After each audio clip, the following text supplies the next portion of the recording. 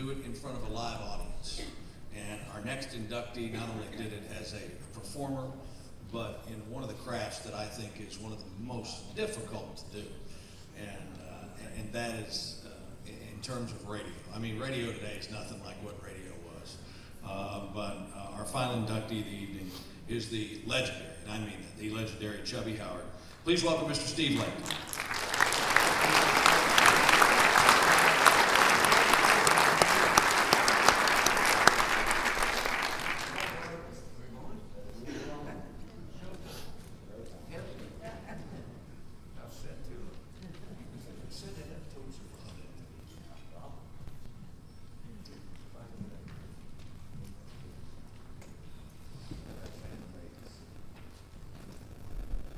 You've been sitting too long. Sitting too long. Don't tell.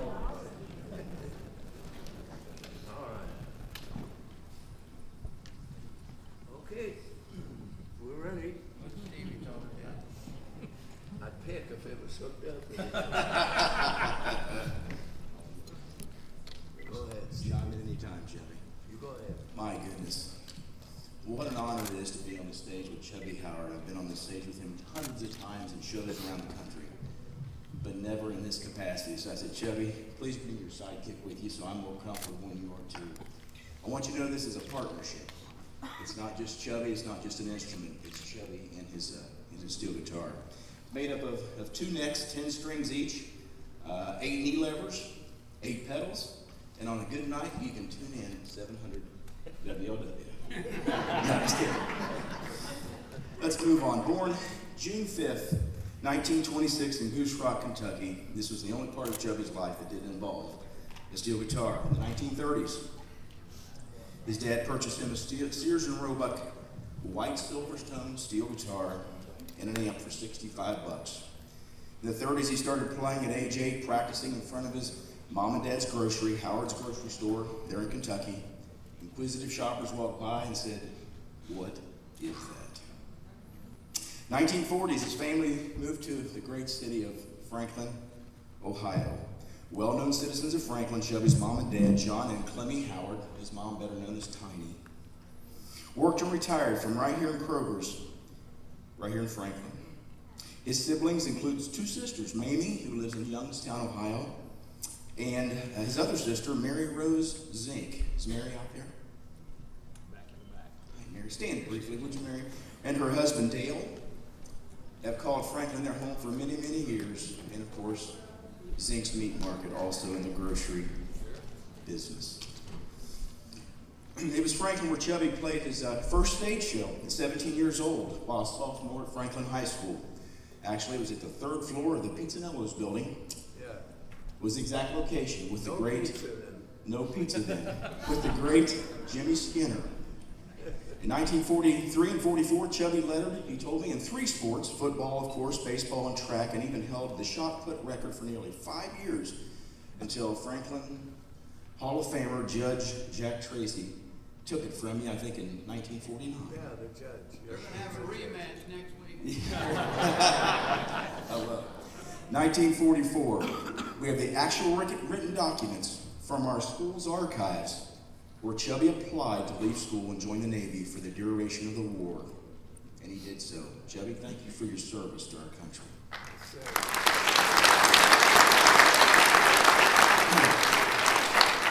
Following the war in 1946, he returned to Franklin.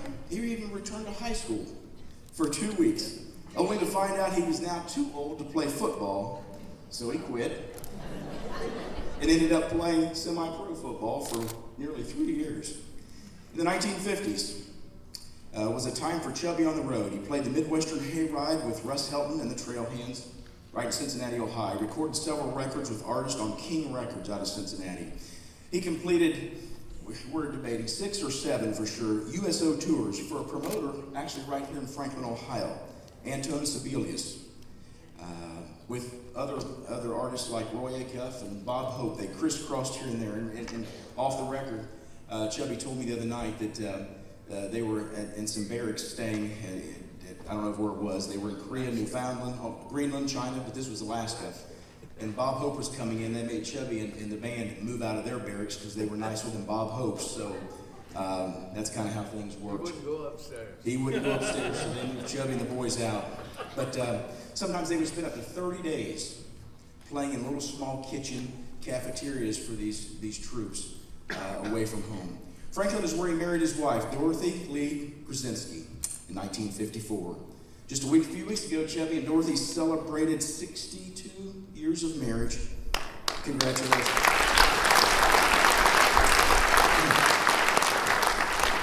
Get ready to stand. It was here Chubby and Dorothy had their first son, Brian Keith Howard, born Christmas Eve, 1955. Brian, stand up real quick, please. Oh, God. Or just wait for us, okay? Thank you. Thank you. That's his son. In the late 50s, he moved to Tampa, Florida, and worked for RCA Victor recording artist Ernie Lee, appearing as a member of the band on Ernie Lee's TV show. The 60s took Chubby from stage to TV and radio. He moved to Tacoma, Washington in the early 60s and started his first steel guitar club in the United States. Him and Dorothy had their second and third sons. Their second son, John Earl Howard, born in 1960. He's waving over there. Thank you, John. And Anthony Joseph Howard, born in 1966, right here, who helped us. Best for last. The best for last. There you go.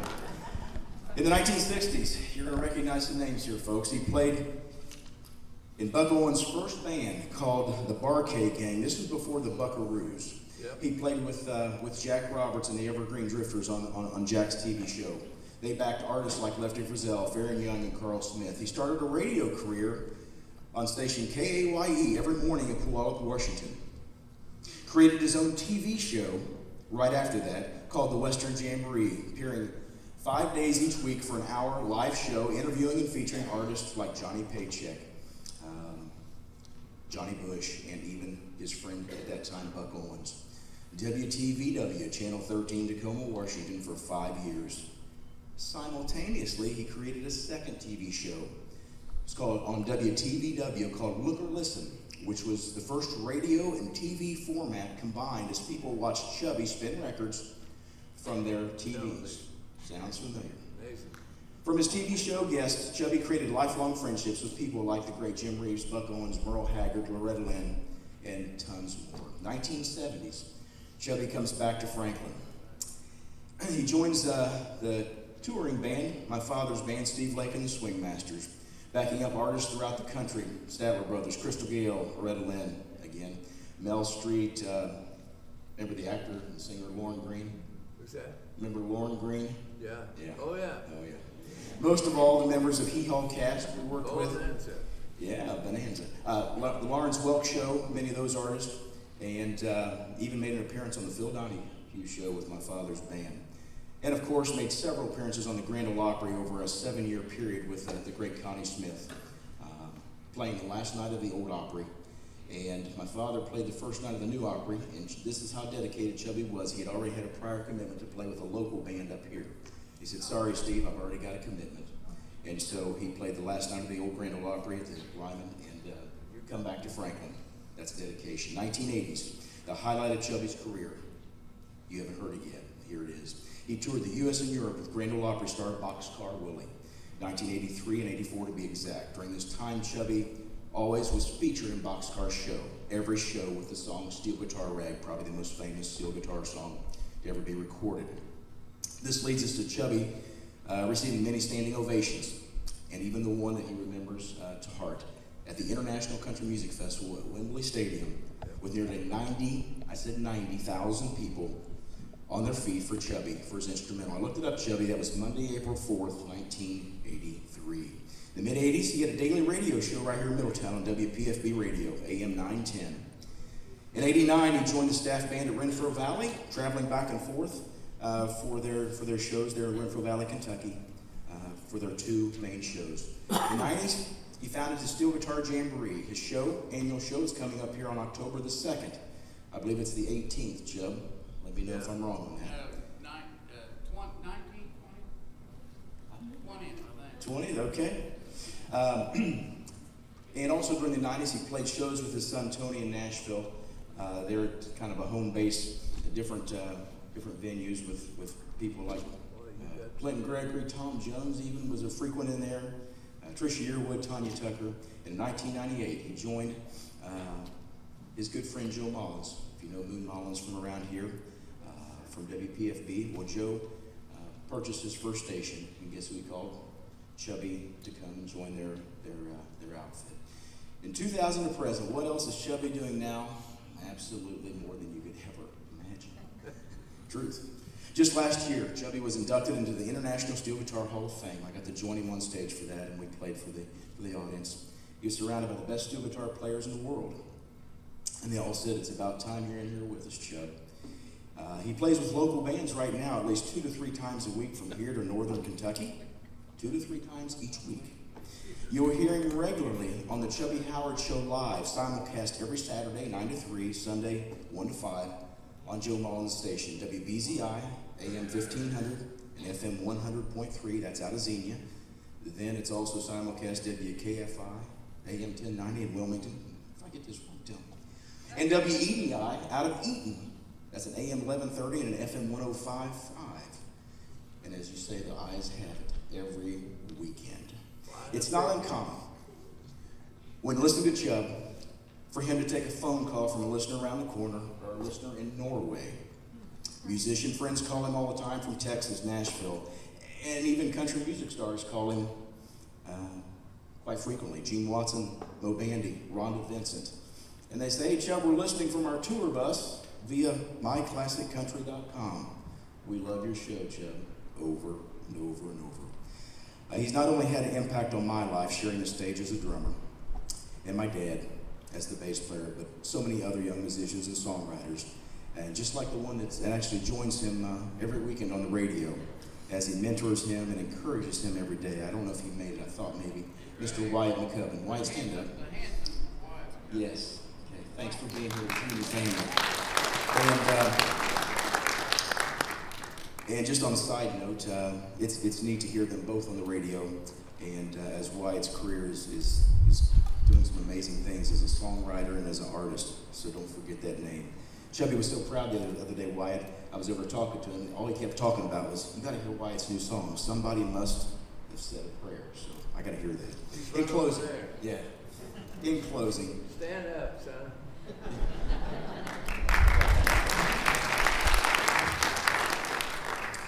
In closing, thank you for appreciating Chubby and this lifelong journey and celebrating a lifetime of achievement that he has. For Chubby, it was always about the music, supported by the steel guitar. None of the other habits that so many musicians get lost in.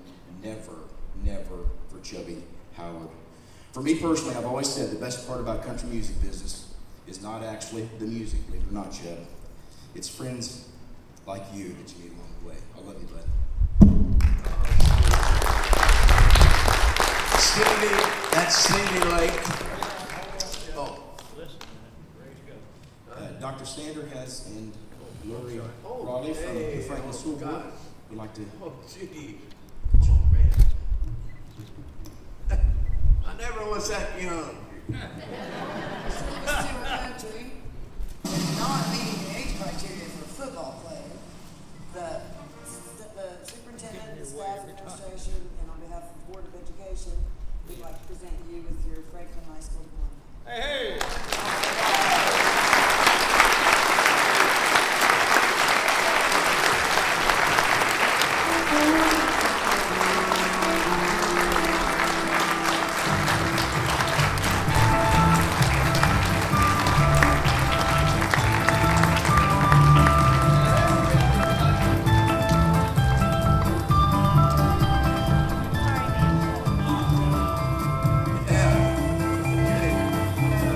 Yes, that is Chubby playing. The Rose City Chime's probably what he was most well known for. Sounds good, Chub.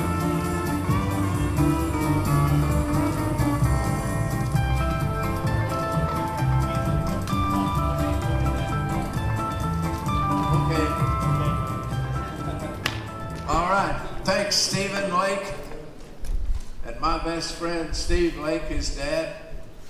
It's got the bus and still picks and grins. What can I say? They was a guy in the world of sports right quick. Babe Ruth days. If you remember Lou Gehrig, was that the way you pronounce his last name? Remember when he had Lou Gehrig disease, and he walked out in the big stadium. Do you remember his words? I'm the luckiest man on the face of the earth. That's me. Boy, this is absolutely.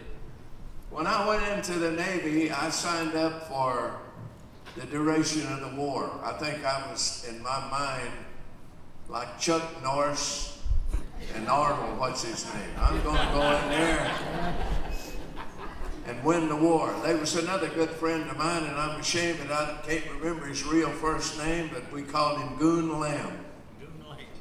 We went in together, and we left right at Pizzanella. I think at that time, High bus line. it was a hardware store, maybe.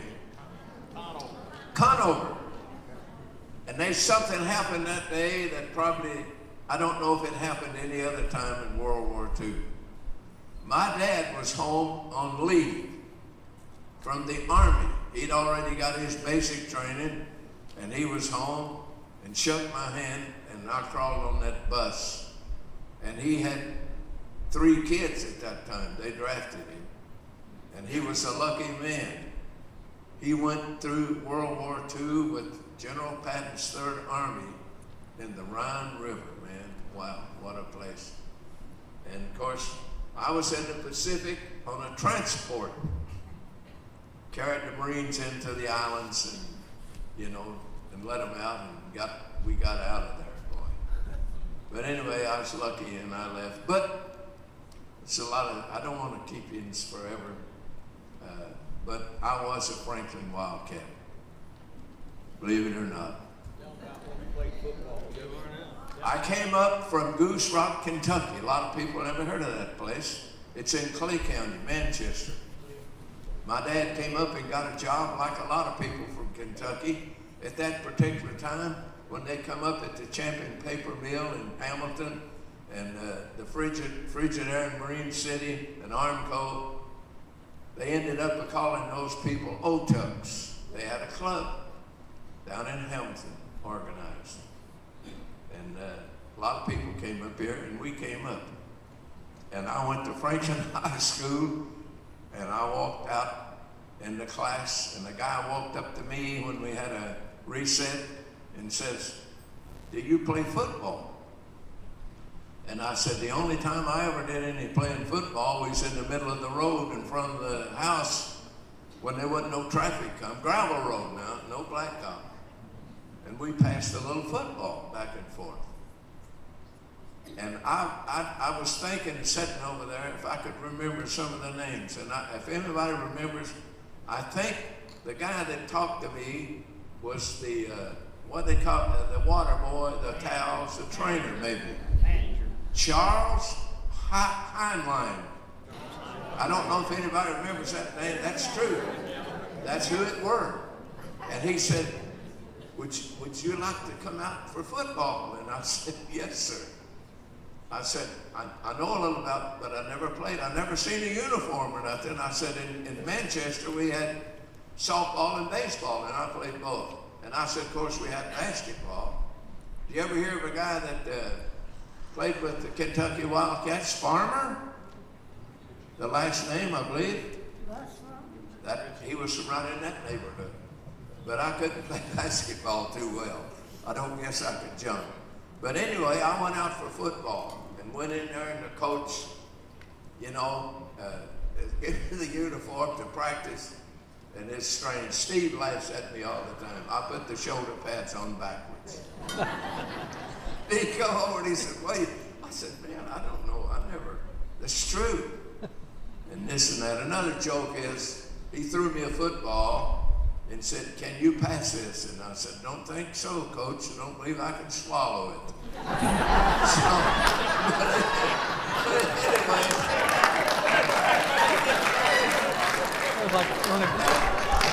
I left going to Franklin High School. My first game, I played 3 quarters. I played tackle.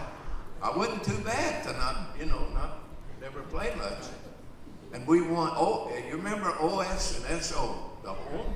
Yeah. We won 18-0. I'll never forget. I played 3 quarters, and I did pretty good. but I didn't get to go for a long time because I went into the Navy. And that particular year, I think I lettered 3 times: baseball, track, and football. And I believe my assistant coach, somebody right remember, was Allie, I believe his last name. Am I? That's my dad. Your dad? Gosh, that's amazing. I like that man. He was good to Chubby. You know what? He talked to me a lot. He said, "You're a good player." And I said, "Sir, I love football, and I never played it much." And he said, "Let me tell you, now this is true. You live a good life. No drinking, no smoking, and really, you know, to be a good football player and all of this." He taught me a lot of things. He taught me when I was in the crouch and the other team on the other side. He said, "Now look, it wasn't Chubby then, it was Ray." He said, "Listen, Ray, when you get down in your hunches and they say the signal and hike, you know," he said, "you reach over real quick, because the other guy's bent down, you know what I mean, too, on the other side. And you swarp him right in the knee here. Boom, throttle him." And that's true, he told me. And he said, "Hit him, boom." And said, "What will happen, he'll fall over." Sure enough. Sure enough. You see, the rules were different then. The horse collar and all that stuff. You could grab anything. And I tell you what, he was a nice man. And I believe, can I thank the head coach? He wore glasses. Bill Kaler. That's it. Was it what, Taylor? Bill Kaler. Kaler. K. Yeah, that was my coach. And my track coach, he had a crippled leg. I remember these guys. They were good to me and liked me. Farnlocker, is that, huh? Neil Farnlocker. There you go. He was my track coach. I was in the shot put and the disc in the track. I couldn't run. You know what I mean? And I held the record for quite a spell. It was on the wall in the old high school. And the great friend, he was my friend now, the family, Judge Jack Tracy. And his brother was my friend. He was in school. Lewis, I believe, the lawyer. Did he turn out to be a lawyer? That whole family was friends of me a long time ago. And I believe Angel, Leon Angel, I don't know if I'm right, played. And Carpenter. I remember some of the guys. We had a good team. Now I remember the quarterback. I believe he might have ended up in Washington. Was it Joe Kennedy? Does that ring a bell? He was the quarterback. He was good. And I remember they come to me and said, "You're not bad." And I said, "Boy, I'd like to go try out for the Cleveland Browns. They're my favorite." My favorite. But a friend of mine that played Franklin, I'll never remember his name, was a fantastic football player. And he went up to try out. And he come back. And I ran into him. He said, "Are you going to go up and try out?" And I said, "I'd sure like to." And he said, "Don't."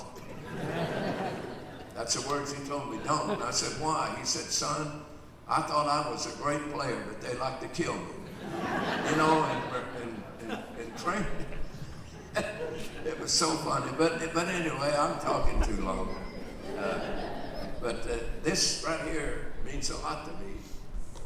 That little patch on the shirt.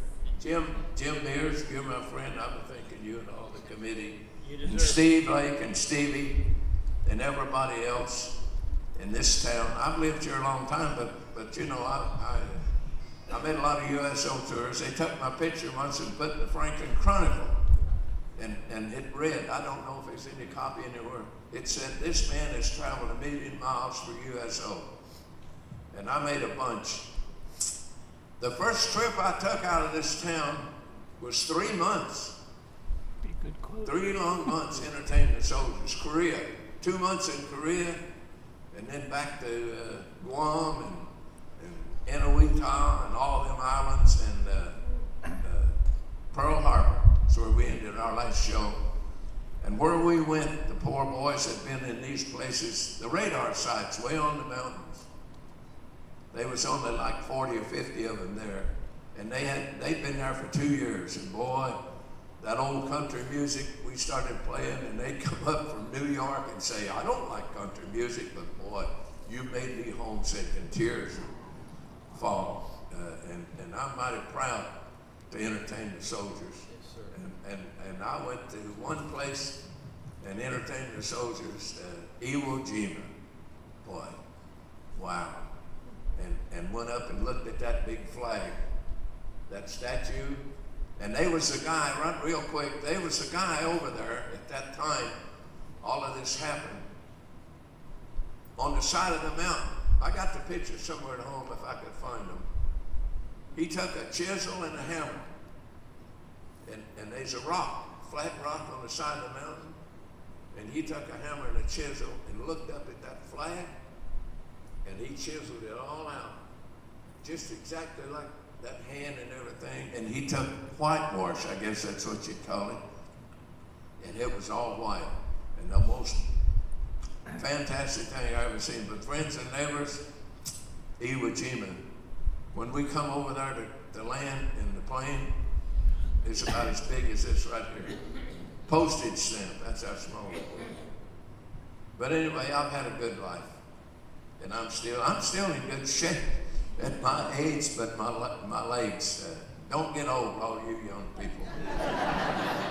and my legs is a little bit, but I get around and everything.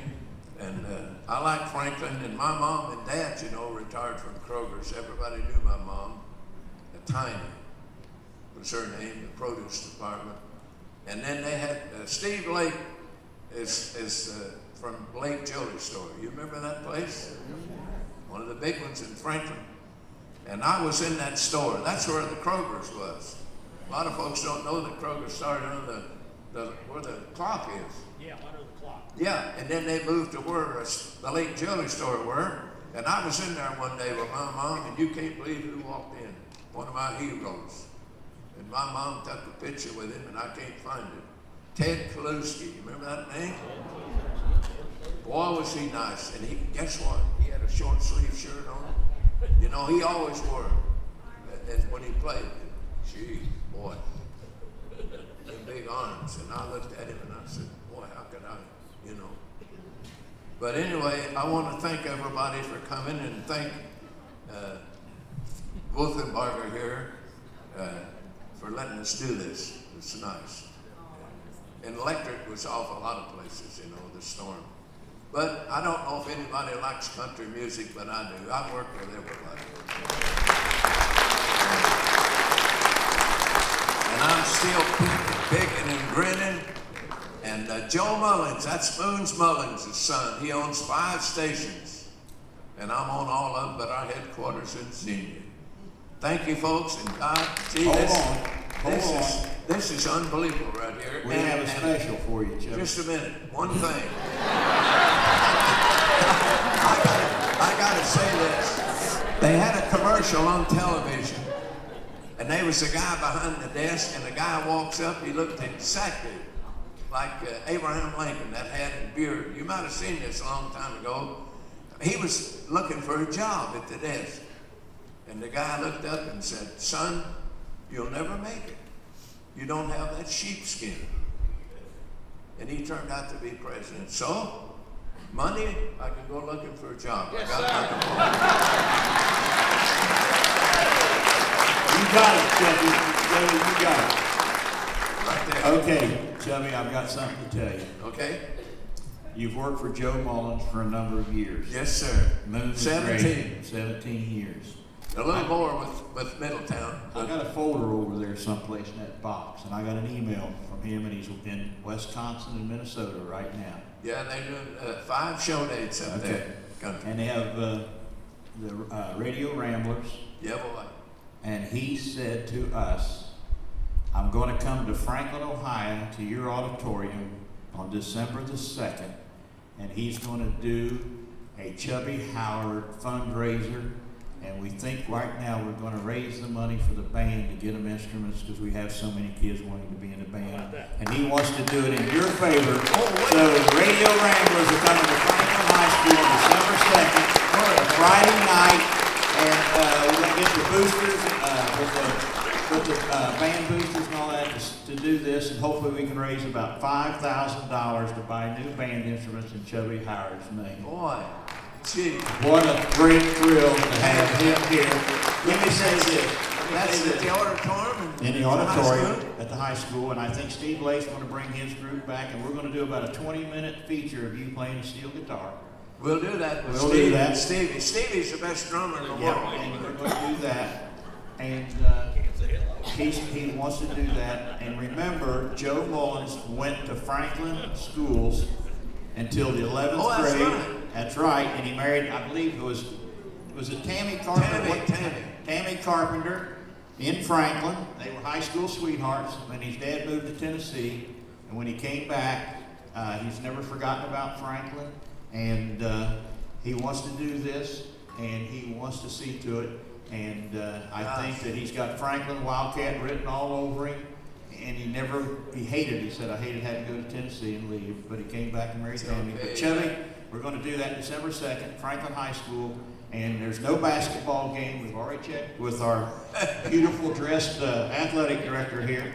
And we've got everything going. And he's going to look better, presentable. And you got the pigskin, you got everything. We have nothing left to do. Thanks for everything. And we're going to do the alma mater. I think it's going to be your last deal. Yes, sir. Okay? Oh, hold on. One other thing. Hold on. Okay. And if you want to come up and look at all the plaques that are going to go on right right there. to school, and you can see Mark Edwards with his pants Man's and all done this a lot stuff. of things in this town Baker right there. has got to do it. Champions right there. Congratulations again. How about a big round of applause for all our inductees? Thank you, folks. Thank you. Everybody thought for a minute that was some sort of big deal down in Kentucky, but I can't tell you the number of times that Mom and Dad came down for a call on the way back, and I said, what are you doing? They said, we went down to Renfro Valley and saw Chubby. So it's great to see him here tonight. Reverend Wolfenbarger has asked two things. Number one, to remind Mr. Mears that services start at 9 a.m. in the morning, so he's finished.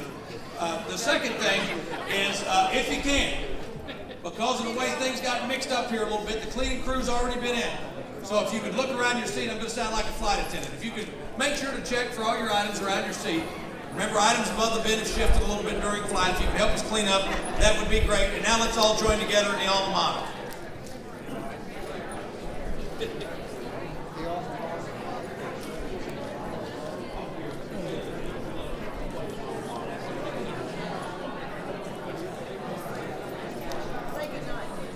Thank you.